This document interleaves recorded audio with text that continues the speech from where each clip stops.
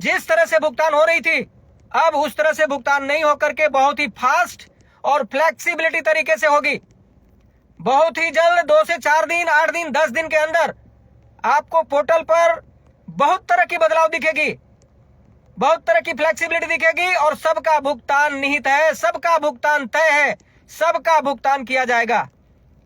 आप लोग आंदोलनकारियों के कहने पर, संस्थाओं के कहने पर, सहारा विरोधी जितने भी गुमराह गैंग हैं उनके कहने पर किसी भी तरह का कोई भी स्टेप न उठाएं।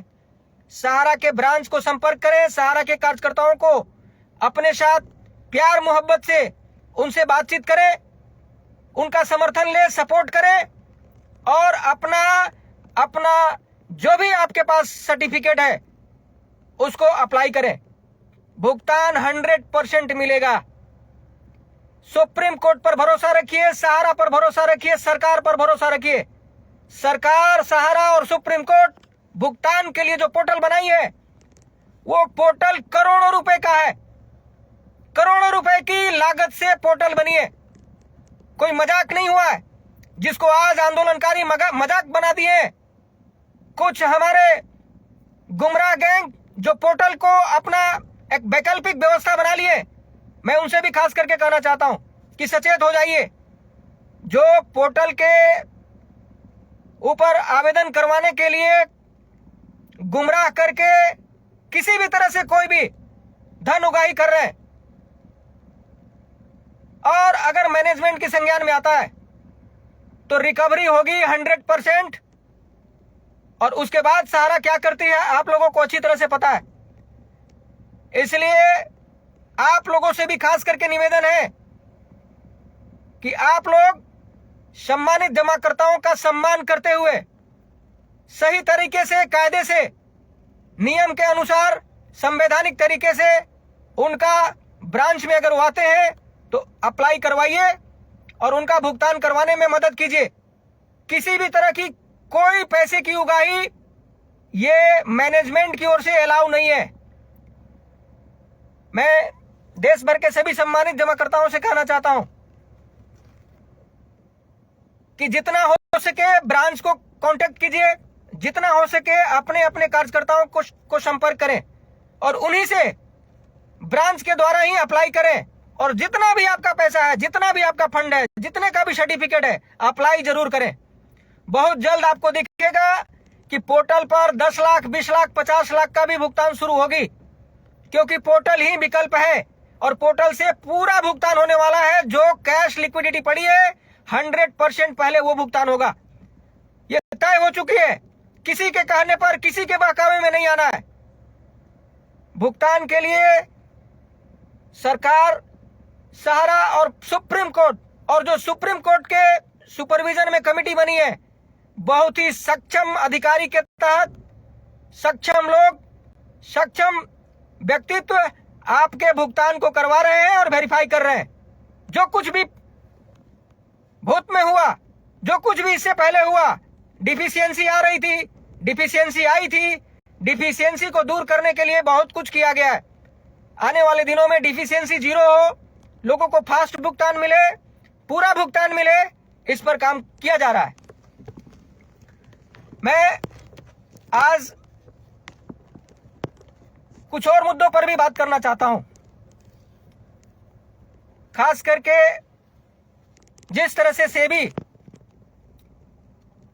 सहारा की एफिडेविट को गलत मानकर सुप्रीम कोर्ट में अपना पक्ष रख करके और सहारा के खिलाफ पिछले 12 वर्षों से कार्रवाई करा करके और आज परिस्थिति जो सहारा की उत्पन्न हुई है, जो आज स्थिति सहारा की दयनीय हुई है, वहां तक सेबी ने पहुंचाया और आखिरकार सेबी ये मान गया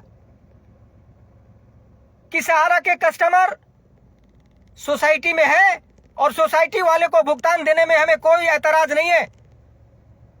उसी तरह से मैं झारखंड के चीफ मिनिस्टर, माननीय चीफ मिनिस्टर हेमंत सोरेन जी से कहना चाहता हूं कि झारखंड के सहारा के खिलाफ एक संस्था है जिसने आपके पास सहारा के मैनेजमेंट का और सहारा का कोई आरोप लगा करके सहारा के खिलाफ आपको गुमराह करके केस करने के लिए और सहारा पर कार्रवाई करने के लिए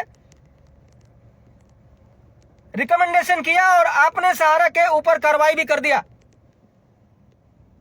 जिस तरह से सेबी सुप्रीम कोर्ट में सहारा के खिलाफ किया, उसी तरह से आज विश्व भारती और उसका सचिव नागेंद्र कुशवाहा आपको और आपकी सीएमओ को, डीजीपी को, सीआईडी को गुमराह किया है, सहारा के खिलाफ गलत तथ्य पेश किया है और सहारा के ऊपर कार्रवाई करने के लिए बाध्य किया है और आपने कार्रवाई किया है। मैं आपसे कहना चाहता हूं, आपसे निवेदन करना चाहता हूं कि आप मुझे बताइए कि जब सहारा का मामला सुप्रीम कोर्ट में है और सुप्रीम कोर्ट में सहारा से भी एस्क्रो अकाउंट से भुगतान हो रही है, जिसके लिए कमेटी बनी है, आपका ये जो संस्था है और ये जो नागेंद्र कुशवाहा है, उसकी बात को मानकर आप किस तरह की भुगतान झारखंड में करवा लेंगे? आपको अभी भी मैं कहना चाहता हूं कि आपसे नम्र निवेदन है कि आप हमारे सभी ब्रांचों को जिस तरह से डीजीपी ने बंद करवाया है, उसको खुलवा दीजिए, उसको खुलवा दीजिए ताकि वहां के गरीब लोगों का भुगतान मिल सके, क्योंकि पिछले 8 महीनों से ब्रांच बंद होने की वजह से वहां के लोगों को भुगतान नहीं मिल पाया है। अभी जो 5,000 करोड़ और गए हैं, हो सकता है कि उसमें से 1,000-2,000 करोड़ झारखंड के लोगों को भी मिले, क्योंकि जो आपको सहारा के खिलाफ कार्रवाई करने के लिए आपके पास आया है और आप कार्रवाई कर रहे हैं, उस पर सवालिया निशान है। सहारा ने उसके खिलाफ रिट पिटीशन लगाई है, वो गुमराह कर रहा है, उस पर आपको संज्ञान लेने की जरूरत है। और इतना ही नहीं, मैं तो आपको ये कहूंगा कि जो इसकी संस्था है, ये संस्था समाज सेवा के लिए और भ्रष्टाचार और करप्शन करने वाली कंपनियों पर कार्रवाई करने वाली है। इससे पूछिए कि सहारा के अलावा तुमने और कौन कौन सी कंपनियों के ऊपर कार्रवाई किया। एक भी अगर कंपनी मिल जाए तो आप सहारा की सारे ऑफिस को बंद कर दीजिएगा। लेकिन मैं आपसे रिक्वेस्ट करना चाहता हूं कि फिलहाल जिस तरह से 5,000 करोड़ अभी गई है, उसको बांटने के लिए सहारा की ब्रांच को खोलना जरूरी है।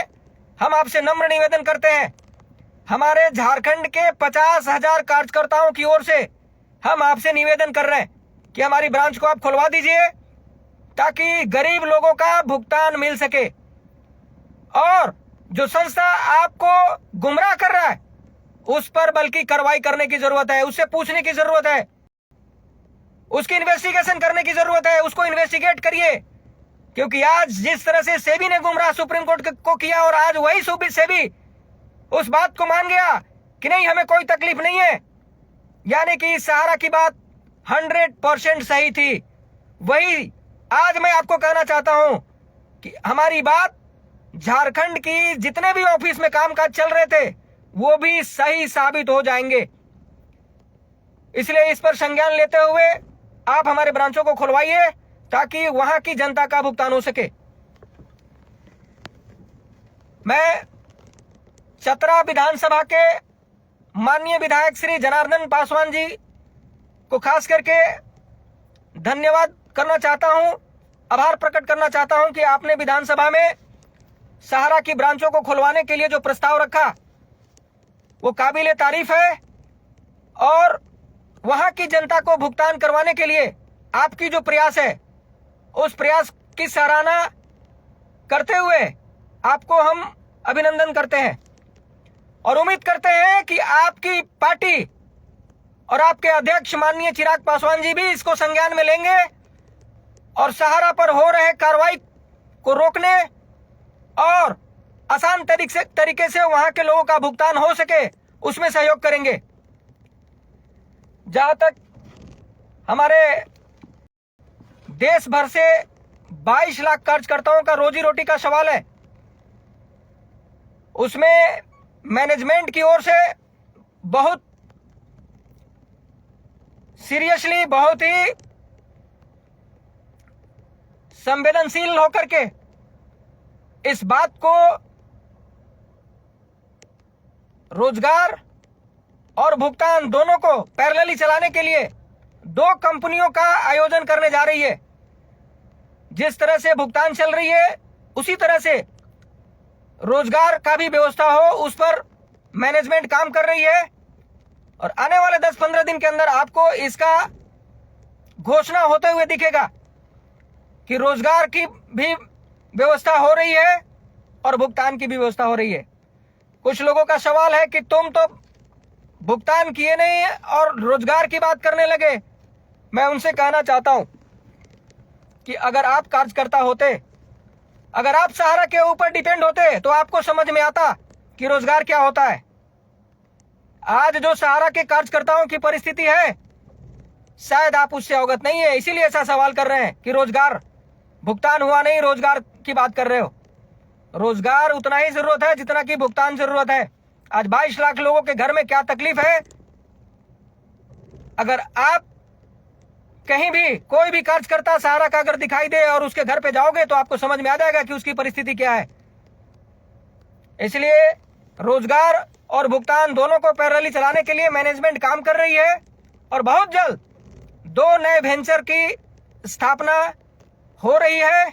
और साथ साथ जो भी हम लोगों का कमीशन पेंडिंग है, सैलरी पेंडिंग है, बिल्स वगैरह जो भी हमारा बकाया है वो भी मिलने की संभावना है।